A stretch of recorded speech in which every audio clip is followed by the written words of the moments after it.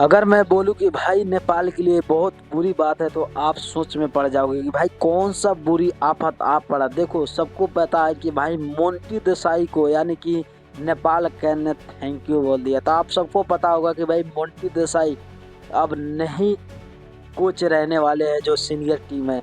सबको पता होगा जो मोंटी देसाई की अगर सफलता की हम बात करें तो भाई वो मोंटी देसाई हैं जो मोंटी देसाई 2023 से लेकर 2024 यानी कि मोंटी देसाई का कार्यकाल में अगर हम बात करें तो एशिया कप में वर्ल्ड कप को खेलना, यहाँ तक मैं आपको बता दूं कि बहुत बड़ा सफलता हासिल किया था नेपाल क्रिकेट टीम। जो मोंटी देसाई की अगर कोच में अगर देखा जाए तो नेपाल क्रिकेट टीम की उभरता हुआ सितारा बन गया था नेपाल क्रिकेट टीम। और मोंटी देसाई ने यानी कि रात और दिन को जाग कर यानी कि बहुत ज़्यादा मेहनत कर रहे थे और नेपाल क्रिकेट टीम को वहां तक मुकाम पर पहुंचा दिया जहां से अब आसमान को छूना कोई ज़्यादा वक्त नहीं लगने वाला है।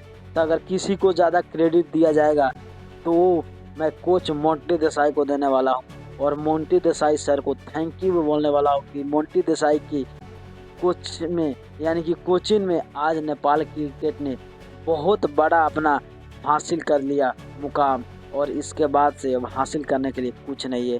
सब लीग खेल चुका नेपाल और सब में सफलता पा चुका नेपाल और मोंटी देसाई ने बहुत ज़्यादा मेहनत करके नेपाल क्रिकेट के आगे ले गया। तो आप लोग अगर मोंटी देसाई को लिए कुछ लिखना चाहते हो तो छोटा सा कमेंट लिख देना, नहीं हो तो चैनल को सब्सक्राइब करके लाइक कर देना।